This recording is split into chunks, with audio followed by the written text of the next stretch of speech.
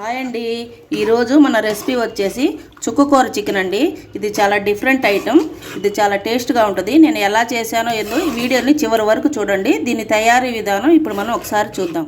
ముందుగా ఇది 1/2 KG chicken అండి. దీంట్లోకి 1 స్పూను కారం, 1 స్పూన్ సాల్టు, 1/2 స్పూన్ పసుపు, ఇది 1 స్పూన్ ధనియాల పొడి అండి. ఇది మొత్తం వేసేసి 1 స్పూన్ అల్లం పేస్ట్ వేద్దాము.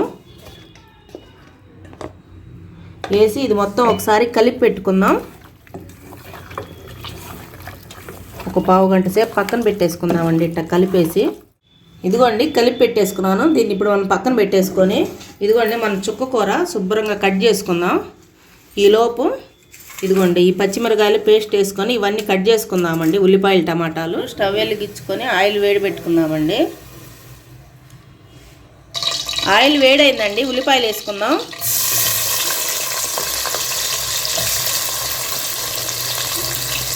ఈ ఉల్లిపాయలు కొద్దిగా యాగనిద్దామండి.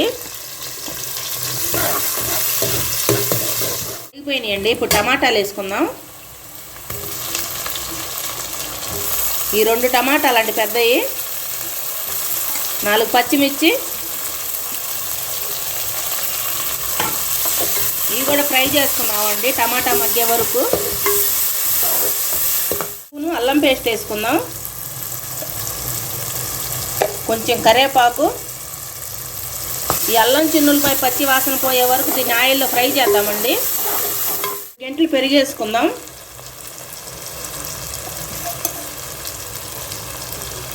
కొద్దిగా కాశ్మీరీ కారం వేసుకుందామండి. 1 స్పూను. ఇందాక 1 స్పూన్ వేసాను, ఇప్పుడు 1 స్పూను. ఇప్పుడు ఇదంతా ఒకసారి కలుపుకుందాం. ఈ పెరుగులో నుంచి ఆయిల్ పైకి వచ్చే వరకు మళ్ళీ ఫ్రై చేద్దామండి. దీన్ని అన్నీ ఏగిపోయినాయండి. మనం కలిపి పెట్టుకున్న చికెన్ వేసుకుందాం.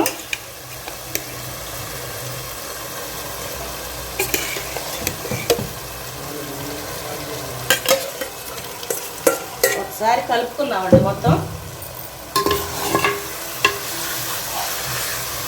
మన చుక్కకూర చికెన్ చాలా టేస్ట్ ఉంటుందండి. చాలామంది చాలా రకాలుగా చేస్తారు కదా. నేను చేసే పద్ధతిలో మీరు ఒకసారి ట్రై చేయండి. ఇది ఒకసారి కలుపుకొని మనం ఒక 5 నిమిషాలు సిమ్లో పెట్టుకొని చుక్కకూర దగ్గరికి వెళ్దామండి. ఆయిల్ వేడైందండి. ఇప్పుడు మనం పచ్చిమిర్చి పేస్ట్ చేసుకుందాం. దీన్ని ఆయిల్ బాగా ఫ్రై చేద్దామండి పచ్చి వాసన పోయే వరకు 2 నిమిషాలు.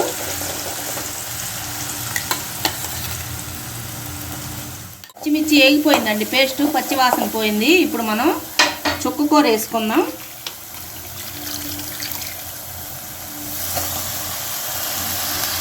మొత్తం ఇది 6 కట్టలు చుక్కకూర అండి.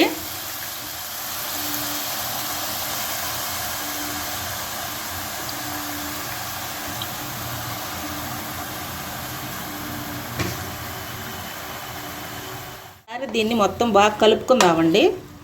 కింద పైన పచ్చిమిర్చి పేస్ట్ పైకి వచ్చేటట్టు. ఇది చూస్తానికి ఎంత ఉంది కానీ ఇది మగ్గితే కొద్దిగా కూడా అవదండి. మూత పెట్టి దీన్ని ఒక 5 నిమిషాలు మగ్గనిద్దామండి. దీంట్లో వాటర్ అది ఏమొద్దు. సిమ్లో పెట్టి ఒక 5 నిమిషాలు మగ్గనిద్దాం. చికెన్ చూద్దామండి. చూడండి ఎలా వచ్చిందో. నేను వాటర్ కూడా పోయలేదు. ఒకసారి కలుపుకొని 1 గ్లాస్ నీళ్ళు పోద్దామండి.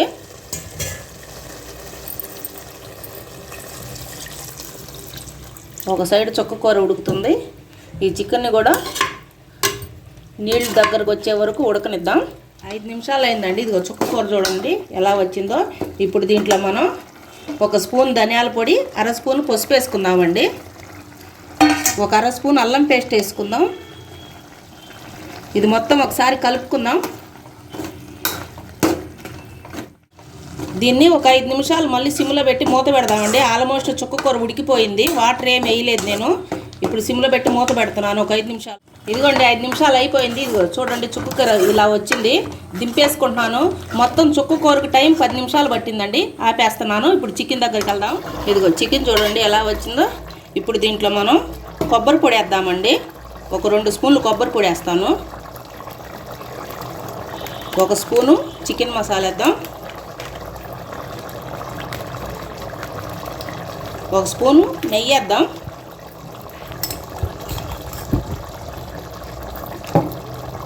ఒకసారి కలుపుకుందామండి మొత్తం. చికెన్ కూడా ఉడికిందండి.